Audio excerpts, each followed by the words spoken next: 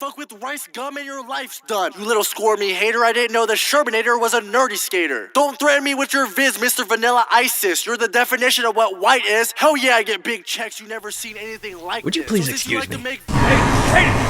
Viewers have hated RiceGum's responses to the content cop. The numbers are really ugly. You can see it in the polls on his own Twitter account, on Keemstar's Twitter account, on the like to dislike ratio on RiceGum's channel. It's everywhere. The haters include RiceGum's own fans, and definitely included me. Shit.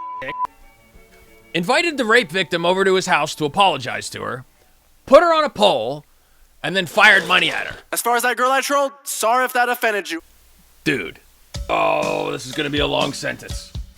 Come with Doctor Downvote as we take a closer look inside the mind of RiceGum, the imaginary pimp in YouTube's make-believe rap industry, and his 5-part, 6-part, never-ending response to the content cop. Tonight's the night. Hey guys! This is idubbbz. Who's scary this time? My shoes cost more than your house. Promise me you'll go to hell. The gate will begin out of control. Respect web. Surprise video! I know. I'm sorry. We're waiting on Try Hards 3. We're waiting on My Bad Pastor video. We're waiting on something from Ask the Devil about... cut me some slack, okay? You can't tell me that there haven't been some major events on this website recently. You probably know all about it already, but just in case you don't, I'm gonna try to put it in simple terms. At YouTube High School, a district which apparently includes Nerd City, 2 of the most popular kids just got in a fight. And it was a bully fight, which are the best fights. You picking on Moody again? Where's the juice? You want a piece of me? idubbbz and RiceGum were out in the parking lot trading haymakers while everybody watched out the window with their noses up against the glass. Even the teachers. When he releases a content comp, that's like a YouTube holiday for me. I stop what I'm doing and I watch it. Now, I know, I can hear some of the adults in the room, maybe some of the parents being like, who bubs and what gum?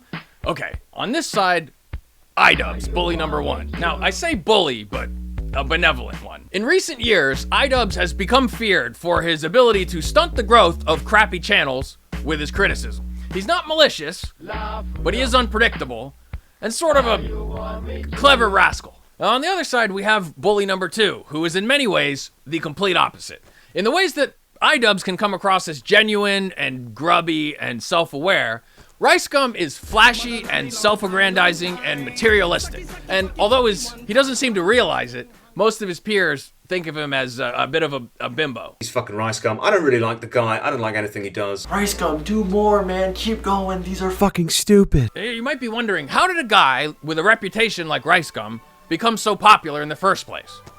Well, because of kids. Rice rocketed to fame by mocking children. This is a very successful formula on YouTube that keeps being tweaked ever so slightly. It goes like this. It's rather simple. Kids love it when the person being mocked is their age, but is not them. It's an ugly fact, but it is the reason why some of the worst bullying still gets laughs in schools. It's a tension release. In that moment, when someone who's a little bit weirder than you is taking all the punishment, you can be safe in the shadows. Yeah, get him, it's not me. Also highly coveted and virally shared are idubbbz's content cop videos. And for similar reasons, you get to see a targeted destruction. Compared to RiceGum, though, idubbbz's fan base seems to include more legal adults, and idubbbz is highly respected by his peers. If YouTube's community is a living organism, idubbbz is a key part of its immune system. When a pathogen begins to spread through trending or recommended, whether that's bad content or just a toxic personality, to keep it from replicating inside of YouTube's culture, idubbbz attacks it and then cripples it. In his video, idubbbz accused RiceGum of having a caveman brain. And if RiceGum's response to that content cop had been to sharpen a stick and then climb a tree, even that would have been a more thoughtful defense than having the rape victim, who he'd already humiliated, twerk for him for cash. As the dislikes indicate, the recent uploads by RiceGum are difficult to enjoy for reasons that have to do with talent and his lack of a sense of humor. But even if you peel away those moldy things off of his content, at the center of the problem is the fact that RiceGum is a rotten dude. Using evil YouTube science, we can go directly into RiceGum's mind. and see what he was thinking.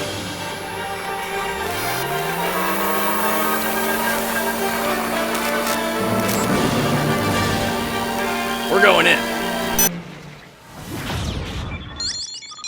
Oh, it worked again. I'm inside the mind of Rice.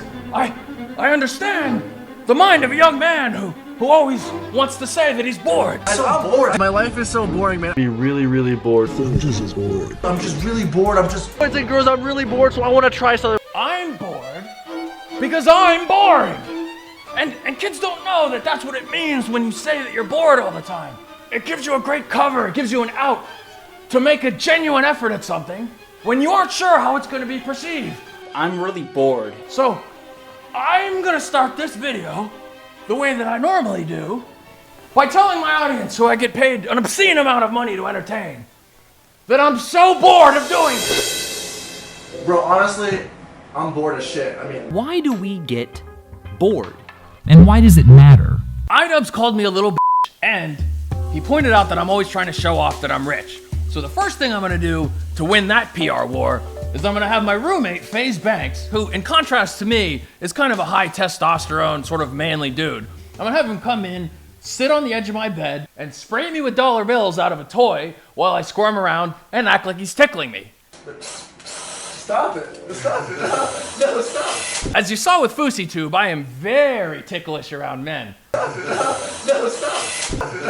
No, stop. Which is why, when I tell Banks to stop, I can't quite muster up the strength to say it with intent, like stop.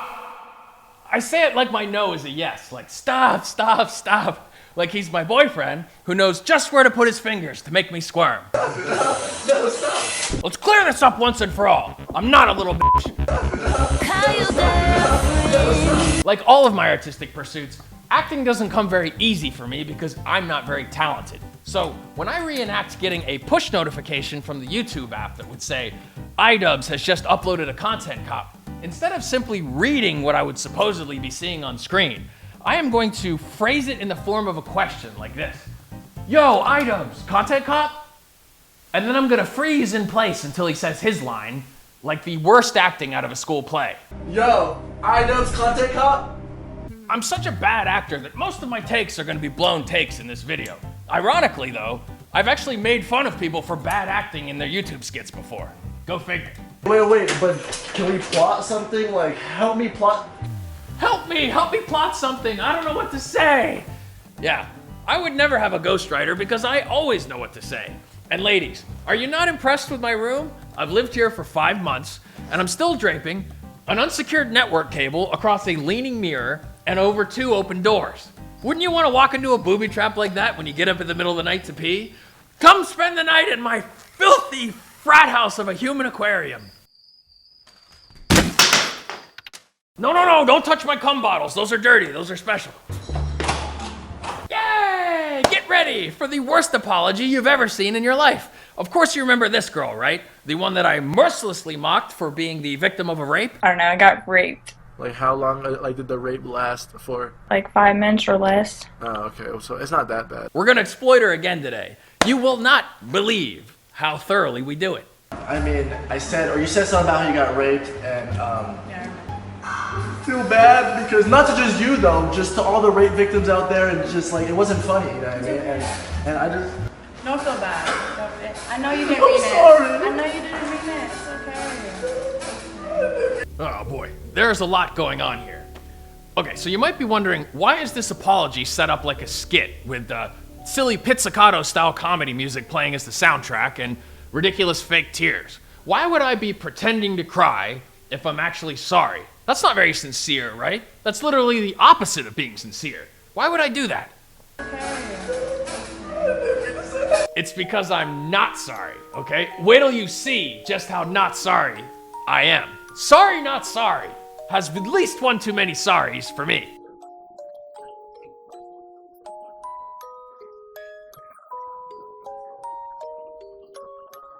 What I really wanted to do in this response video was just explain to you guys that this girl is a hoe, and that it doesn't matter what I said about her because she's just a fan of mine and she's irrelevant compared to me.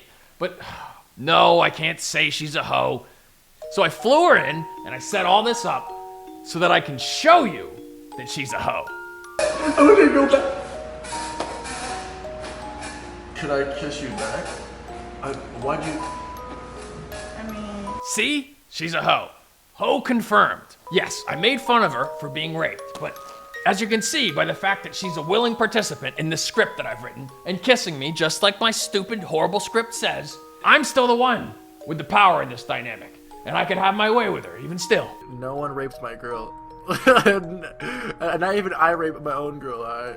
Is it really fair that I'm getting all this hate for insulting a hoe? She inconvenienced me. I'm the real victim here. She should be apologizing to me, which is exactly why I wrote it this way. That's the neat thing about my skits, is I can just write down the reality that I want and then film it that way, and then that's what everyone has to accept. This is what happened. You got raped? yeah, bro. And this dude, he raped like hella people. What the f? No, but did it feel good though? And just to make crystal clear that this apology is not heartfelt, I'm gonna undo the whole thing, double back on myself, and I'm gonna make the exact same rape joke again. Did it feel good? Did it feel good? Will somebody please call me a savage for making that joke again? Say, LOL, RiceGum is such a savage. Type that down in the comments. Say, I can't believe he made the joke again. RiceGum is such a savage. Please say that. What are you doing now? Well, I'm a stripper now. In the hills, superstars, feeling like a pop star. See, I made fun of a stripper for being raped. I don't even think you can rape a stripper, let alone hurt their feelings. Raping her is lesser, certainly making fun of her is lesser. I had to encode this in the video, but please, translate the code. I was feeling like a pop star. Drinking Henny, bad bitches. So hopefully you understand now why I kept saying, did it feel good? Because she probably enjoyed it. Am I right? I mean, sluts like it however they can get it. In legal terms, this is the she still wants it defense, okay? Take a normal she was asking for it or she probably enjoyed it defense, which you hear from sex offenders, and put that to a beat. Rapists are not even on my level. Ooh, okay, so here's the part where I slut shame this girl for having a job in the sex industry now. You even have your life together. You have a stable job. Your parents are proud of you now and all that stuff. Classy move, huh? I'll admit. I'm sort of plagiarizing here. It's just, I see that comment a lot on certain websites I visit. Like, it's the kind of thing that a guy will write underneath a video after he's finished his business. You know, he'll write, oh, I bet her parents are proud. Makes me laugh every time. Now, never mind the fact that the sex industry is filled with victims of sexual abuse. I mean, I don't know what the numbers are for dancers, but for prostitutes, it's like 1-to-1. Studies show that 85% of prostitutes were raped when they were younger. So the idea that this rape victim might have devalued her own sexuality at some point and is now trying to reclaim that and, you know, turn it into a currency to empower herself, that's just gonna go right over everybody's head, okay? I'm telling you, she's not just sitting around thinking about being raped anymore, guys. She moved on. She's dancing for men. I was like trying to tell him no and Damn, so guys, if you want to rape her, she won't sue you, so. Take my and slip 'em, I will tell them. Hey girl, look, I'm sorry that I made fun of your sexual trauma by telling my fans to rape you again and mocking you repeatedly to your face, but allow me to make up for it by buying you some sexy lingerie. That's not psychologically weird, is it? And come on, the whole guys, you can rape her, she won't sue you. That's a funny joke because it's true on several levels. She didn't report her sexual crime, and neither do a lot of rape victims. And that's a widespread problem. The only way to fix the underreporting of sexual crimes is to embarrass these women for being afraid to report the crime. He told people that like we or whatever, and then everyone was like, oh, she a hoe, she a slut. Victim shaming is not the problem, it's the solution to the problem. Ooga mooga, I have a caveman brain. And I didn't buy it to wear, like, I wouldn't even wear $50 underwear, right? So I just buy it just for the sole purpose that my mom can yell at me. Mom. Yeah. I bought this underwear. Look, everyone knows I'm not from the hood, but my struggle was real. Really comfortable, sure, but look, I just didn't have enough luxury items as a child. My mom didn't let me waste money on stupid things and prioritize material fashion trash. And so now, in order to show her, I'm wasting more money on sneakers and hoodies and expensive underwear than she could save in a decade, and I'm rubbing it in her face and recording it too. I've done it a lot. I'm making so many of these videos. It's a whole series. Do you see these shoes? Yeah. They were $5,000. Mới mày làm gì nữa? I thought about you first when I bought it, and I just. $5,000. That's like 2 months of my salary. I'm always hearing these real rappers talk about making it out of the hood and finally having money and stuff. And look, I'm not trying to flex on my fans or show off for my old neighborhood or anything like that. It's even more petty and embarrassing. I am trying to humiliate my working class parents. If you know anything about Asian parents or just parents in general, they really value money, and they hate when their son or daughter just wastes it. $75? Mày sao tiền bậy bạ quá vậy hả? Hả? I'm a big boy now, Mom. I'm gonna buy expensive underwear and I'll never stop. Every time làm cái gì đưa lựa đôi là đang chọc tao tức không? Bảy mày cá bây giờ. Why would you hit my shoe now? Oh my God.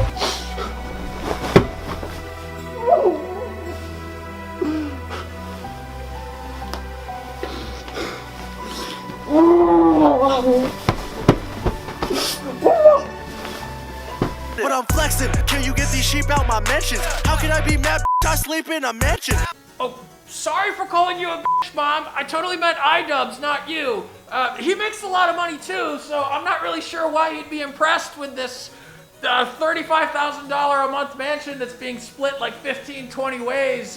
You know, it brings the rent down to something kind of reasonable for LA. And I know you might be thinking, you know what's not impressive? Paying someone else's mortgage. But it's better than your house, isn't it, Mom? You bitch. I keep hearing people say, RiceGum, rhyme a lot with a lot. I remember I was broke, I couldn't dress a lot. Came up from nothing little, that's why I flex a lot. I keep seeing comments like, RiceGum, stop saying you're broke, you were never broke, you had a nice house, you had this, you had that. My mom, I mean, had her money, you know, had her house, but that wasn't my stuff. Like, I was broke, bro, but I'm living in the hills now. Right. I have to flex on my fans because that's how I can flex on my mommy. You can see how humiliated she is by my behavior, but I'm a bad person, so that feels really good to me. Ok, cái gì đừng có gọi mami nữa. Mày mua về, mày mua, nói cho tao biết làm cái gì. Don't call me, tell me that, okay? Next time, cái gì mắc này đừng có kho nữa. Kho hết mami lắm, mới ngủ không có được. Okay, I'm gonna sleep. That's all you tell me tonight, that's it? Just to make me mad? See, that's who I'm flexing on. Do you get it? I didn't escape real poverty or the hood or anything like that, but I did escape my mom's good parenting. Is that not gangster as f? You're a stalker, Ian. You think about me every night. You're obviously white, but you might as well be Asian because you're obsessed with rice. Here's by far the stupidest part of my response to Content Cop. This is where I copied Dave and Ian's idea to document the entire creative process of a song by recording a skit for you where I supposedly am writing down the lyrics to the diss track, but I'm careful never to flip over the other side of this printer paper and reveal that maybe this was just something that was emailed to me, or it might be the script to this very video. And how is it that I'm writing so well on this paper with no backing? I mean, is this a space pen? What's going on? Oh, and we're back. That brain was so boring.